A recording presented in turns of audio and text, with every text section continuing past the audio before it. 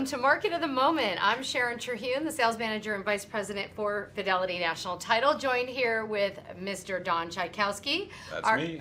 Our Director of Channel Sales here at Fidelity.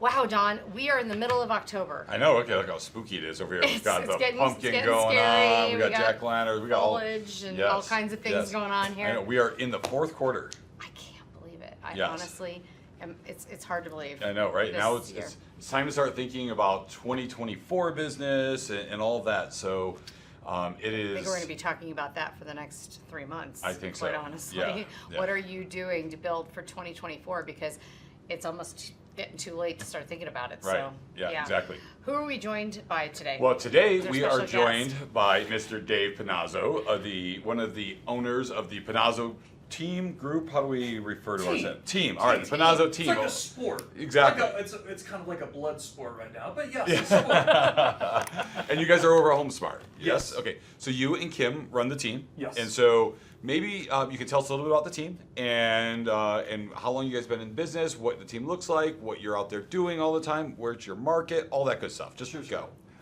So it goes back. Kim's had her license for 21 years. Yeah. So I had a front row seat of seeing what a solo agent goes through on a daily basis. I was in the car business at the time, so I would give her little pointers. Hey, say this, say that. Put that person on mute. Let me load your lips so you can. I love that. So that went on for 14 years. Wow. And I would say at one point she was like, Dave, you need to get your license. You'd be really good at it. I'm like, absolutely not. I'm horrible taking tests. There's this big state exam, and I didn't want to have anything to do with it. And so I kind of blew it off. Now, I've done a lot of different things over the years, and what happened was real estate brought me back to I'm going to get my license. And so she was at the point of 14 years, solo agent. I got my license, and we did the team thing with just her and I, thinking, okay, we'll have some fun. We'll get a little part-time assistant to help us with some paperwork. And over time, what happened was we got good at dealing with different lead services and cultivating our own business, because the one thing that we set out to do when I joined forces with her is we weren't going to utilize her business to say, oh, look at us over here selling. My job was to go out there and find new avenues of business. Right. And so from that, we created ourselves a lot of interesting leads, and then we got to the point where we got overwhelmed. And then that's when we really had to look at what's the structure of a team. Because in this industry, everyone says they're a team or a realty group or whatever they're calling themselves, and they don't put the time and the effort into how do you run it? How do you run a business? Right. And so many times in our industry, whether you're at a mastermind or a seminar or whatever it may be, they're always like, your business, your business. Well, if you've never ran a business, how do you know how to run business? It's true. And so we spent a lot of money to be told what to do on the structure and how things work on the back end. And over the years, we've been slowly but surely making some strides, making changes, adapting to what's going on in the market. And so now there's almost 20 of us on the team together, including Kim, myself. We have support staff. We have an internal sales agent. We have a full-time listing coordinator and a full-time transaction coordinator. So again, it's a process. We want to make sure that everything is smooth from the start to the finish. Well, I love that, and I love that the evolution that everything has taken. And so it's funny, you mentioned about coming from the car business and putting the right words in the right places. And so tell us what similarities you see though, right? Because in the car business, it's like, okay, I want that in blue, or I want that. But now in houses, it's different, right? There's there's only certain things that are available. You can't just go, well, I'll get it from another lot. There's only whatever. So what similarities do you see though that have helped you to be successful? It's really fascinating. A lot of people think they need knowledge in order to sell. That's what the new people or agents that have been kind of sitting on the fence for a while that are getting back in the game, they're always like, I need more knowledge. Yeah. We all took a test and got a license. Right. That's all the knowledge you need. What they don't realize is they need the sales ability Yeah. And that is the piece that's lacking in our industry. Now, yes, car business, that was the last of the Mohicans. That was like a, arm wrestling match of who can outwit the other person. Whereas in the real estate world, there isn't any, if I could, would you? Will you take it today if we could get it for under, 400 grand? And so it's you have to know the client. You have to know the body language. You have to know how they're answering you in questions.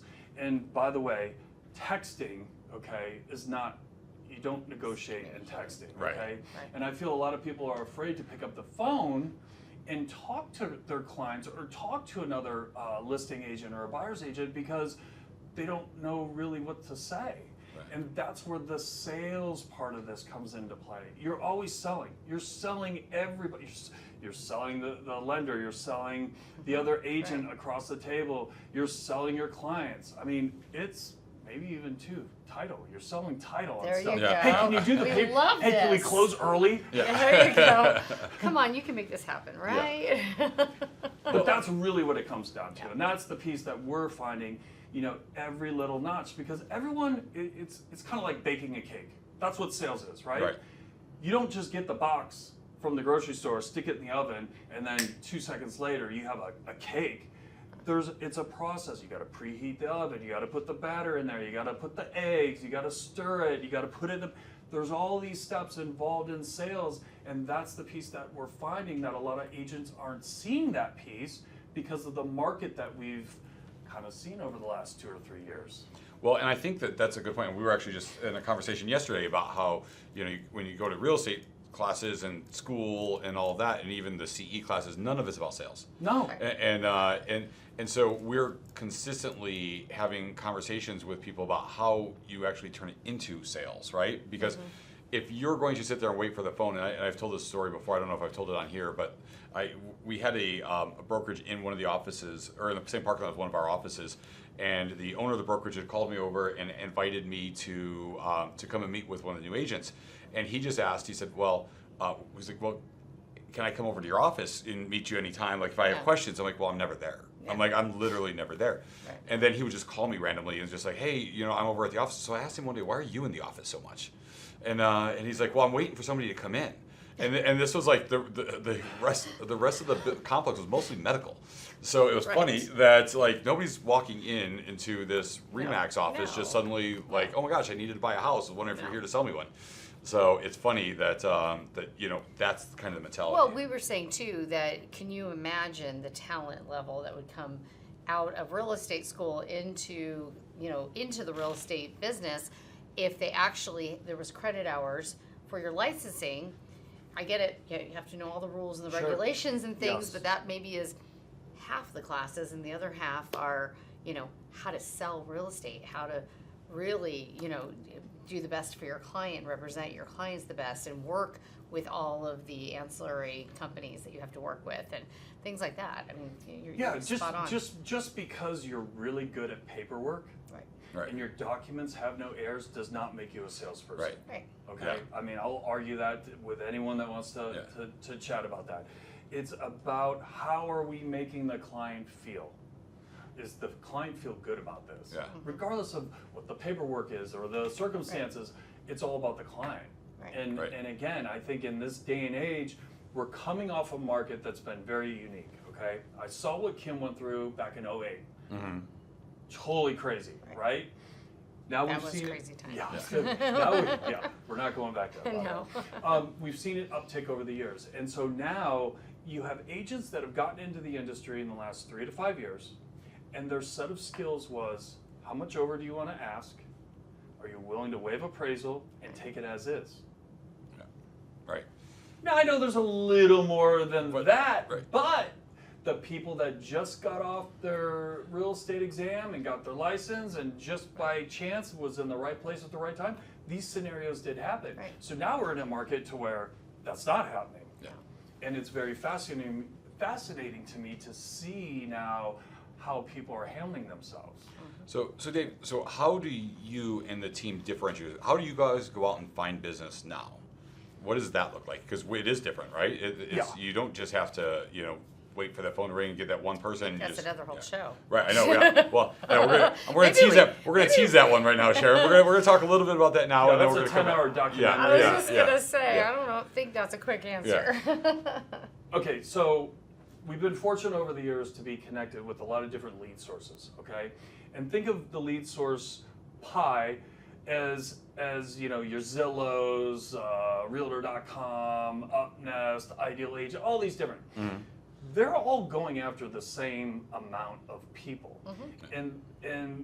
And back in 2016-17, there was maybe the top 4 to 6. Yeah. Now how many lead services are there? Yeah. All over Everyone, now all of a sudden that pie is getting to the point to where each pie slice is like this little slither, okay? And so they're all going after the same person. And some of these services, you'll get Bob Smith, Mr. Client, that company turns around and spits it out to like 6 or 7 agents. So now that consumer is getting hammered by 7 people, plus the ISA, plus the agent, plus the consumer's going, screw this. Right. Okay. Yeah. This isn't what I'm signing up for. Right. So now all of a sudden it's like, well, now it's the follow-up game.